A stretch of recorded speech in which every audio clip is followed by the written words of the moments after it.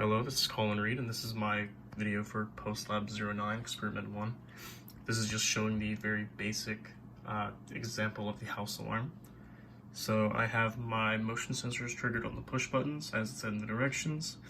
So switch number 3 is going to be the door, number 2 is going to be the window, number 1 is going to be the motion sensor number 1, and then switch 0 is going to be motion sensor number 2.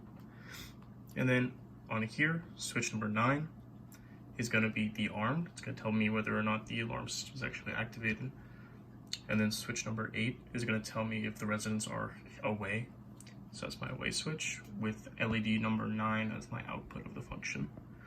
So when I touch any of the buttons while the alarm is unarmed, nothing should happen because it's not going to actually detect any motion. So when I press all of them, nothing happens.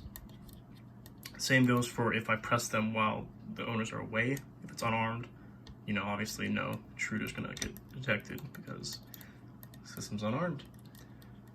All right, and then when I arm it, if it's 0, stating that the occupants of the home are still at the residence, the only motion sensors that are gonna be active during that time are gonna be the ones on the outside, so the door and the window. So when I press the door one, it should activate the alarm. Perfect. And currently it doesn't save it. That's going to be next experiment. It's going to save it and everything. And same thing when I press the door, or the window, excuse me. It turns on, and when I press both, it turns on as well.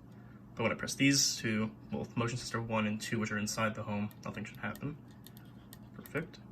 And finally, when the residents are away, so when away is set to 1, there you go, the alarm is armed. If I press literally any of the motion sensors, if any of them are triggered, the alarm is going to trigger as well. So I press 1, triggers, that's the door. The window, it's going to trigger it. Motion sensor number 1, it's going to trigger it. And motion sensor number 2, also going to trigger it.